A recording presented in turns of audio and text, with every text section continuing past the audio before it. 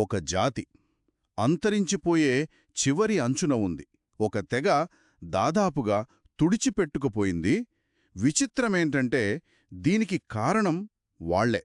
మరి ఆశ్చర్యంగా వాళ్లను కాపాడటానికొచ్చిన వాళ్లు కూడా వాళ్లే.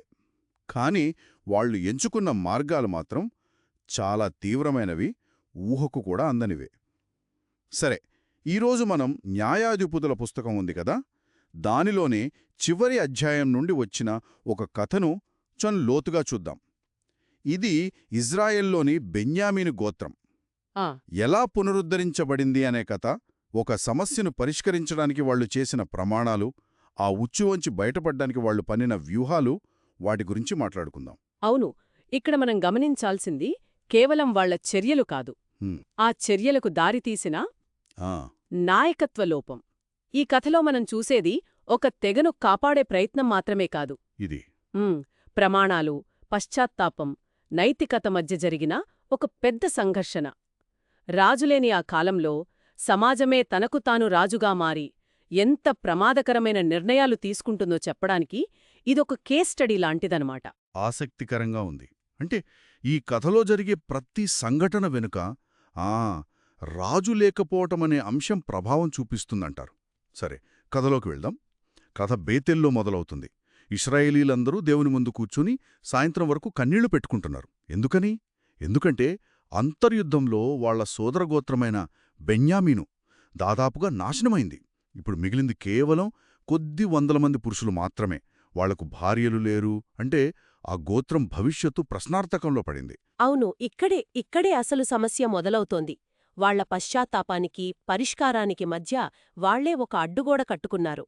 అంతకుముందు మిస్పా అనే ప్రదేశంలో వాళ్లందరూ కలిసి ఒక ప్రమాణం చేశారు. అదేంటి ఆ ప్రమాణం?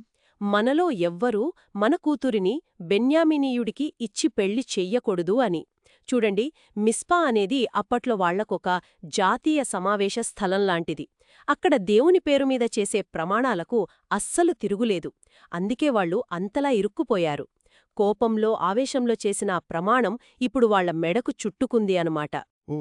అంటే ఒకవైపు తమ అన్నదమ్ముల్లాంటి వాళ్ల గోత్రం అంతరించిపోతుంటే చూస్తూ ఉండలేకపోతున్నారు. అవును.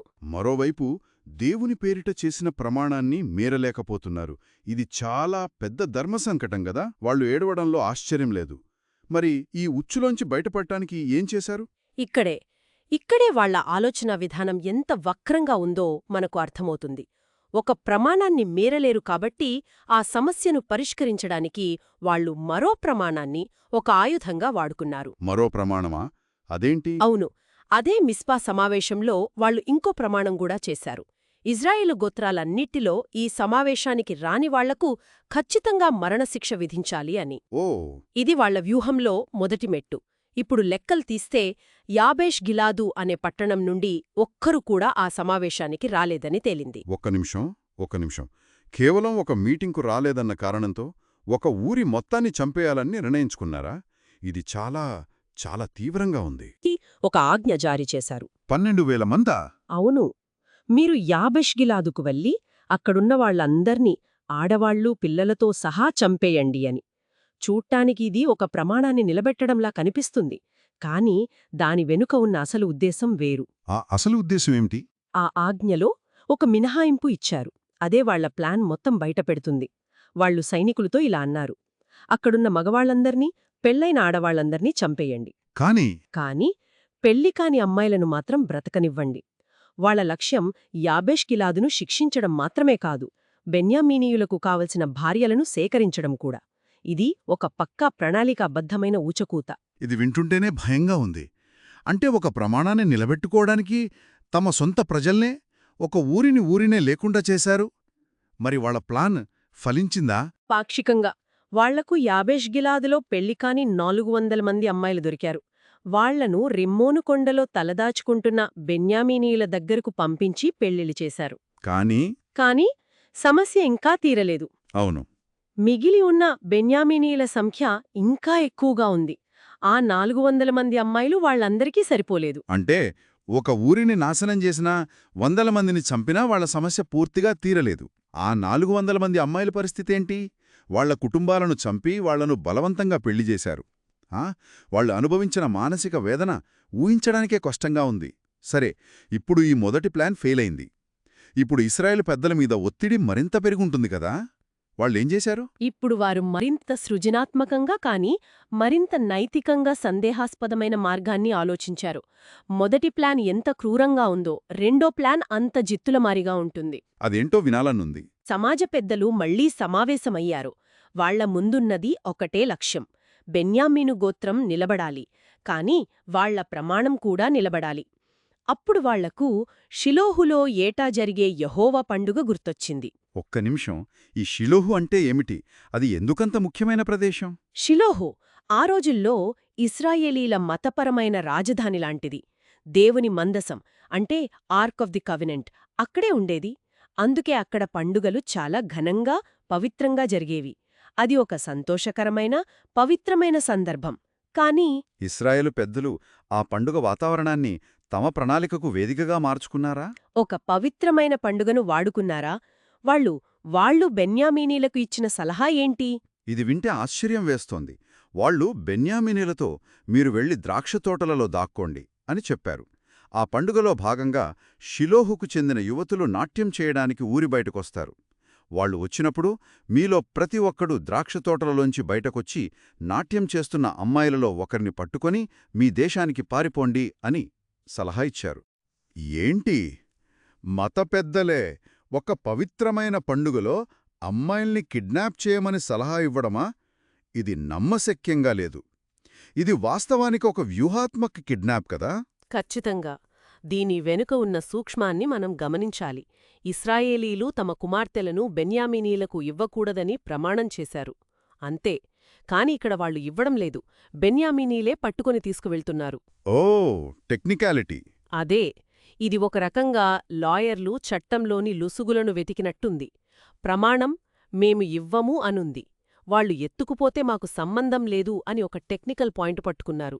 ఇది నైతికత కాదు, కేవలం లీగలిజం. అంతేకాదు, ఆ అమ్మాయిల కుటుంబ సభ్యులు గొడవకొస్తే ఏం చేయాలో కూడా వీళ్ళొక ప్లాన్ సిద్ధం చేశారు కదా. అవును, అదే ఇందులో అత్యంత విచిత్రమైన విషయం. వాళ్లు బెన్యామీనీలకు హామీ ఇస్తున్నారు.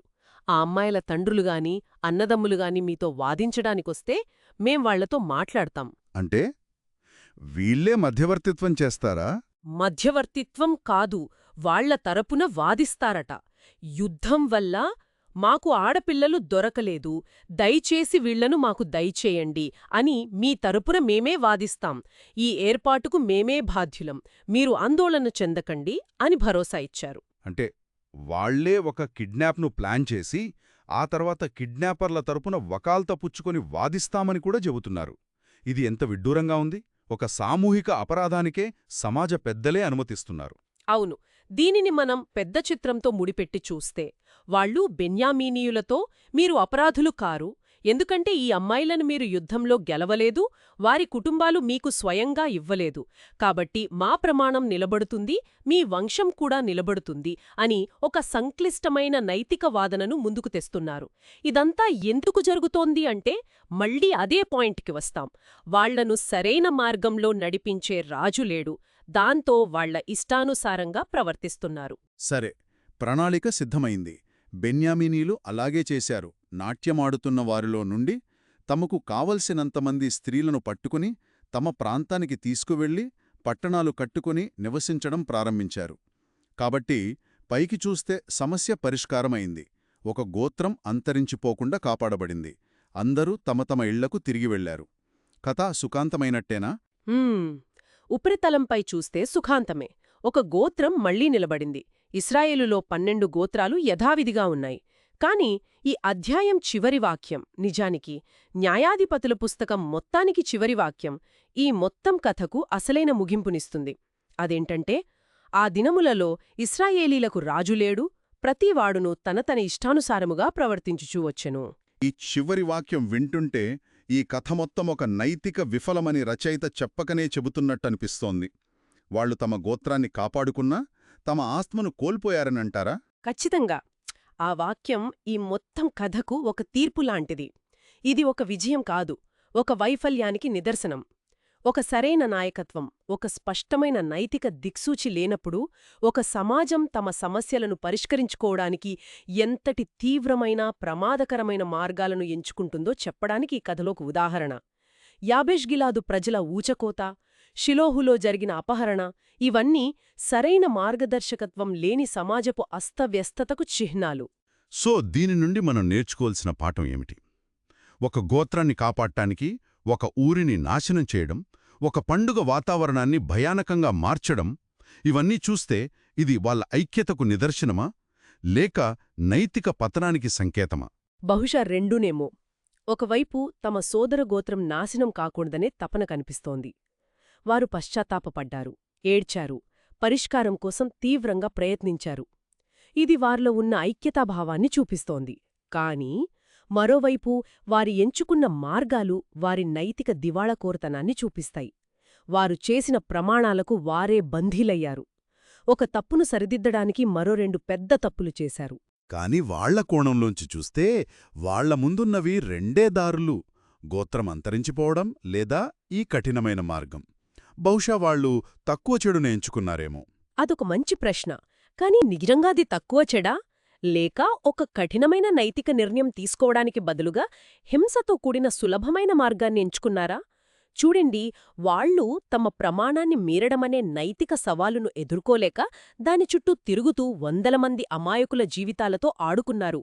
యాబేష్ గిలాదులో చనిపోయిన వాళ్లకు, షిలోహులో అపహరణకు గురైన అమ్మాయిలకు న్యాయం ఎక్కడ జరిగింది? అంటే లక్ష్యం మంచిదైనప్పటికీ దాన్ని చేరుకోవడానికి ఎంచుకున్న మార్గం కూడా అంతే ముఖ్యమని ఈ కథ స్పష్టంగా చెబుతోంది. ఖచ్చితంగా. ఈ కథ మనకు ఒక ఆలోచనను మిగిల్చి వెళ్తుంది. ఒక సమాజం మనుగడ కోసం చేసే ప్రయత్నంలో న్యాయం మరియు ధర్మం యొక్క సరిహద్దులు ఎక్కడివరకు ఉంటాయి? సరైనది మరియు అవసరమైనది అనే వాటి మధ్య గీతను ఎవరు గీస్తారు? ఈ కథలో ఇజ్రాయేలు పెద్దలు ఆ గీతను వారే గీసుకున్నారు. వారి దృష్టిలో గోత్రం యొక్క మనుగడ అత్యంత అవసరమైనది, దానికోసం ఏమైనా చెయ్యవచ్చు. కాని దానివల్ల ఎంతోమంది అమాయకులు బలి అయ్యారు.